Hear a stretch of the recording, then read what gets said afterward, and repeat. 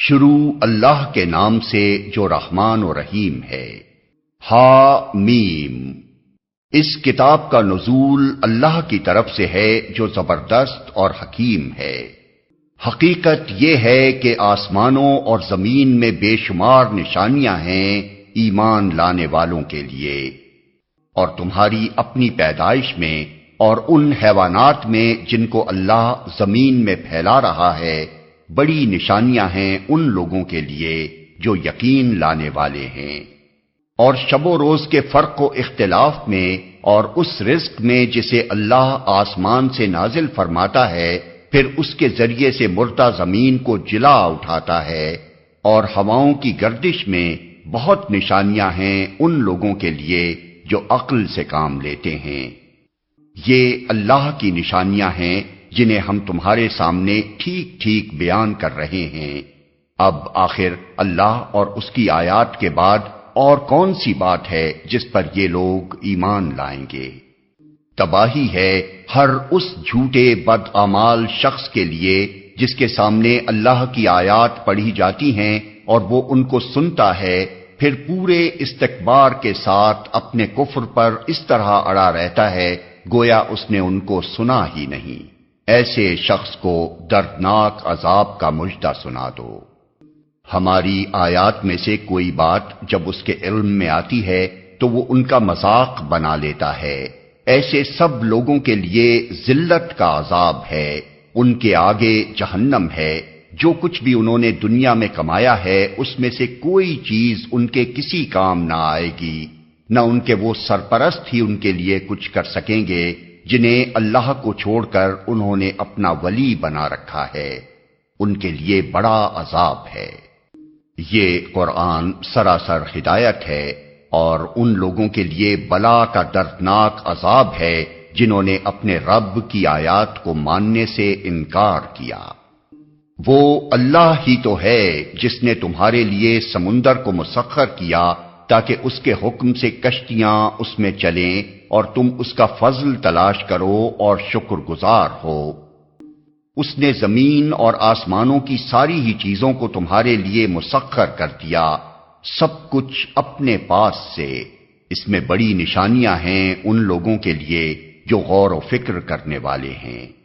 اے نبی، ایمان لانے والوں سے کہہ دو کہ جو لوگ اللہ کی طرف سے برے دن آنے کا کوئی اندیشہ نہیں رکھتے ان کی حرکتوں پر درگزر سے کام لیں تاکہ اللہ خود ایک گروہ کو اس کی کمائی کا بدلہ دے۔ جو کوئی نیک عمل کرے گا اپنے ہی لیے کرے گا، اور جو برائی کرے گا وہ آپ ہی اس کا خمیازہ بھگتے گا۔ پھر جانا تو سب کو اپنے رب ہی کی طرف ہے۔ اس سے پہلے بنی اسرائیل کو ہم نے کتاب اور حکم اور نبوت عطا کی تھی، ان کو ہم نے عمدہ سامان زیست سے نوازا، دنیا بھر کے لوگوں پر انہیں فضیلت عطا کی اور دین کے معاملے میں انہیں واضح ہدایات دے دیں۔ پھر جو اختلاف ان کے درمیان رونما ہوا وہ ناواقفیت کی وجہ سے نہیں بلکہ علم آ جانے کے بعد ہوا، اور اس بنا پر ہوا کہ وہ آپس میں ایک دوسرے پر زیادتی کرنا چاہتے تھے۔ اللہ قیامت کے روز ان معاملات کا فیصلہ فرما دے گا جن میں وہ اختلاف کرتے رہے ہیں۔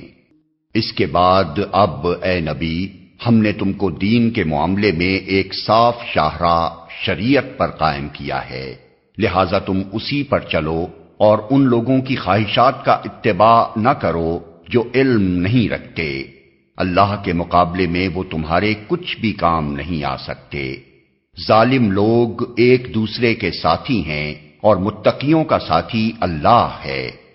یہ بصیرت کی روشنیاں ہیں سب لوگوں کے لیے، اور ہدایت اور رحمت ان لوگوں کے لیے جو یقین لائیں۔ کیا وہ لوگ جنہوں نے برائیوں کا ارتکاب کیا ہے یہ سمجھے بیٹھے ہیں کہ ہم انہیں اور ایمان لانے والوں اور نیک عمل کرنے والوں کو ایک جیسا کر دیں گے کہ ان کا جینا اور مرنا یکساں ہو جائے؟ بہت برے حکم ہیں جو یہ لوگ لگاتے ہیں۔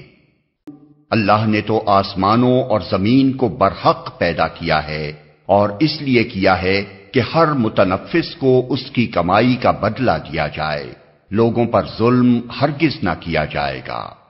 پھر کیا تم نے کبھی اس شخص کے حال پر بھی غور کیا جس نے اپنی خواہش نفس کو اپنا خدا بنا لیا اور اللہ نے علم کے باوجود اسے گمراہی میں پھینک دیا اور اس کے دل اور کانوں پر مہر لگا دی اور اس کی آنکھوں پر پردہ ڈال دیا۔ اللہ کے بعد اب اور کون ہے جو اسے ہدایت دے؟ کیا تم لوگ کوئی سبق نہیں لیتے؟ یہ لوگ کہتے ہیں کہ زندگی بس یہی ہماری دنیا کی زندگی ہے، یہی ہمارا مرنا اور جینا ہے، اور گردش ایام کے سوا کوئی چیز نہیں جو ہمیں ہلاک کرتی ہو۔ در حقیقت اس معاملے میں ان کے پاس کوئی علم نہیں ہے، یہ محض گمان کی بنا پر یہ باتیں کرتے ہیں، اور جب ہماری واضح آیات انہیں سنائی جاتی ہیں تو ان کے پاس کوئی حجت اس کے سوا نہیں ہوتی کہ اٹھا لاؤ ہمارے باپ دادا کو اگر تم سچے ہو۔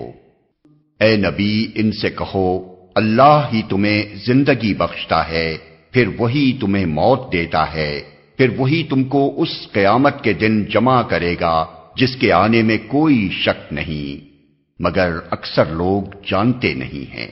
زمین اور آسمانوں کی بادشاہی اللہ ہی کی ہے، اور جس روز قیامت کی گھڑی آ کھڑی ہوگی اس دن باطل پرست خسارے میں پڑ جائیں گے۔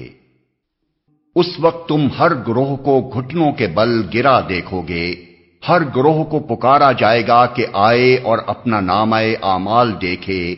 ان سے کہا جائے گا آج تم لوگوں کو ان اعمال کا بدلہ دیا جائے گا جو تم کرتے رہے تھے، یہ ہمارا تیار کرایا ہوا اعمال نامہ ہے جو تمہارے اوپر ٹھیک ٹھیک شہادت دے رہا ہے، جو کچھ بھی تم کرتے تھے اسے ہم لکھواتے جا رہے تھے۔